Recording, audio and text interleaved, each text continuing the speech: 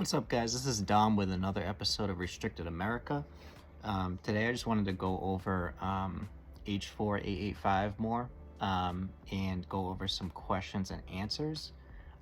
This is going to be pulled from goal.org like last time. This is actually a page on their website, but I'm also going to be adding in some of my own opinion um, and just some of my own wordage. So without further ado, let's jump right in.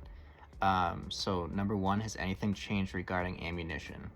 They say ammunition retailer license have been rolled into the firearm retailer section. This will require ammunition sellers to maintain a place of business that is not a residence. The new bill allows for the unlimited private transfers of ammunition. I kind of assumed that was already legal, but maybe it wasn't. I'm not sure. All ammunition purchases through a Massachusetts licensed retailer shall be recorded by the retailer, and the purchasing license holder must personally enter their information in the register. All retailers experiencing ammunition theft or loss must be reported to the state. Yeah. Massachusetts, requiring retailers to record their information whenever buying ammunition is kind of ridiculous. A lot of this is ridiculous, but this is something that a lot of people are definitely not going to like, and will probably push more people to buy online than ever. So even more business away from local gun shops, which will suck for them. Can I buy/transfer a semi-automatic? There are many variables that would affect such an answer. There are 4 different categories in the assault style of firearms. Definition alone, outside the ASF sections, one now must have an LTC in order to purchase, possess, transfer, etc. all semi-automatics. FID card holders cannot own or transfer any of these things, and they're not grandfathered in either.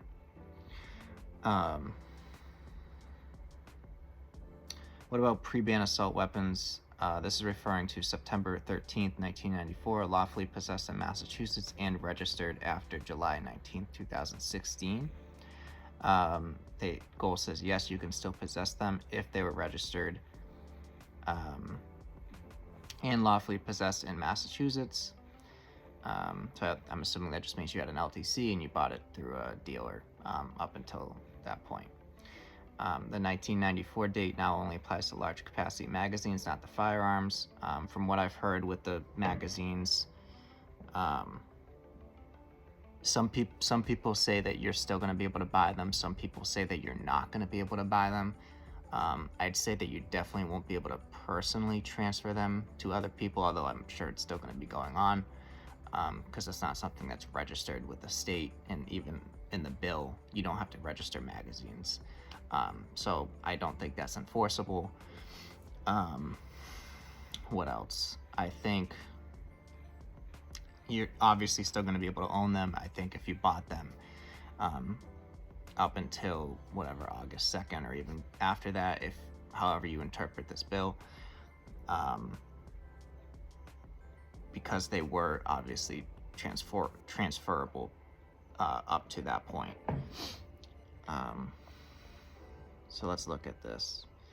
The pre-ban firearm date has been extended to the 2016 date, but only applies to the specific list of models, but seems to exempt copies and duplicates. So a lot of people are thinking that they can, or mentioning that they can probably unpin their stock and unweld or tap the weld out of their muzzle device, and because they're now lumping that pre-ban status into the pre-2016, which I would say hold off on that until there's some clearer guidelines and advice, especially from Goal. They're kind of headlining everything here. What firearms does the August 1st, 2024 date apply to? This date applies to any semi-automatic firearm that uses a detachable magazine and meets the new feature tests.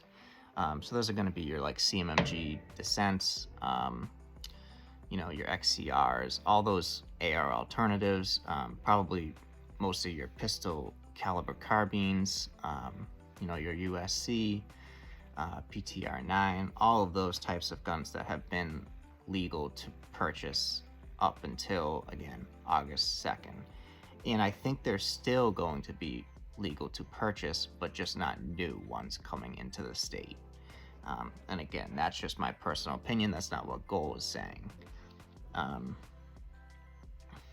Are rifles and shotguns now subject to the mandatory testing requirements formerly associated with handguns only? Yes, it appears so. So yeah, Mass Firearms actually just sent out an email saying that they're not sure if they're going to be able to sell any rifles or shotguns until Massachusetts comes up with a new roster for everything, or starts putting them on the roster, because it says that they can only be sold off of the rosters. And it might have been an oversight, or it might have been, I don't think it was intentional, because it's ridiculous that, you know, what are stores going to actually be able to sell up until they put stuff on there. Just the handgun roster, like, that's going to kill a lot of these stores' businesses. And I don't want to see that many small businesses, you know, get caught up with that. One of the questions is this really a complete semi-auto ban? Goal basically says it definitely is for FID card holders, regardless of age. As for LTC holders, the new semi-automatic laws are very expansive, and there are several sections that must be referenced in order to determine what is banned and who is banned from possessing them.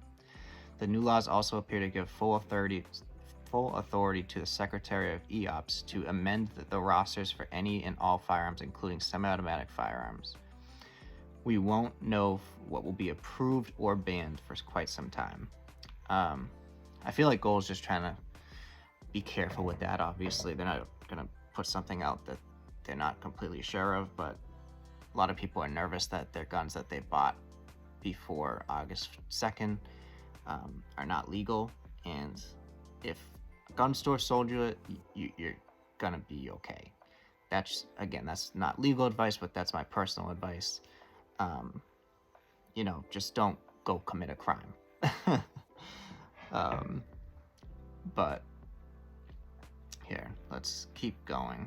What about 80% or unfinished lowers or in receivers, possession, serialization, possession, building? So I don't really have much experience with 80% lowers. I don't know a ton about them. I guess they're going to be all frames and receivers, unfinished or otherwise, that could be considered a copy or duplicate of an enumerated assault weapon must have been lawfully possessed and registered in Massachusetts on or before July 19, 2016. So those are now going to be considered firearms, and they need to meet the new features tests if they're registered in Massachusetts on or before August 1st, 2024. Are rimfire guns and large capacity feeding devices exempt from all this? And it says, originally I thought there was an exemption for rimfire rifles, and maybe I could have read that wrong, but you know, I'm going to trust Goal on this. It says, they say no, there are no exemptions for rimfire in the assault weapon law. And they also say large capacity feeding devices does not include 22 rimfire tubular magazines, because I mean everyone's sporting 22 rimfire tubular magazines, you know. Will there be buybacks and or confiscation? They say no one has that information, but it appears that FID card holders may have to surrender all semi-automatic firearms to law enforcement. Take that as you will. Does any of this violate HIPAA? Like many parts of this bill, this will likely have to be determined by the federal courts. That whole part where it's giving medical information, I still think that's only about involuntary commitments to a mental ward. I don't think that's actual mental I mean, regardless of what you think of that, it's not about actual mental health records. I don't think that's what it's including. Do I need a license now for certain muzzle loaders / antique firearms. Under the new laws, any muzzleloader that uses modern ammunition components and/or can be readily converted to accept a modern cartridge or barrel, for example, will now require an LTC or FID. Expired license grandfathering is still 90 days, question mark. Yes, the grace period still remains, so you'll be good with that. Is there anything new concerning non-residents? Are no longer exempt from possessing handguns and/or semi-automatic firearms for competitions or hunting. Bans youth non-resident hunting. I went over that in my first video. Bans the possession of semi-automatic firearms for hunting. All firearms entering the state for any purpose other than traveling through must be registered prior to them entering the state. What guns/parts do I need to register and with who? All firearms, frames, and receivers must be registered with the state. So obviously, yeah, they're not candy coating it anymore to try to get off easy. They're literally saying that you need to register everything, which is completely unconstitutional, and will definitely not hold up in court once it gets there. I'll skip that part. What about people who have moved into the state? Do they have to register everything now? Yes, it is also possible that they would have to report all transfers since they have been living in Massachusetts. Do UPS, FedEx, etc. have to comply with storage and transportation laws?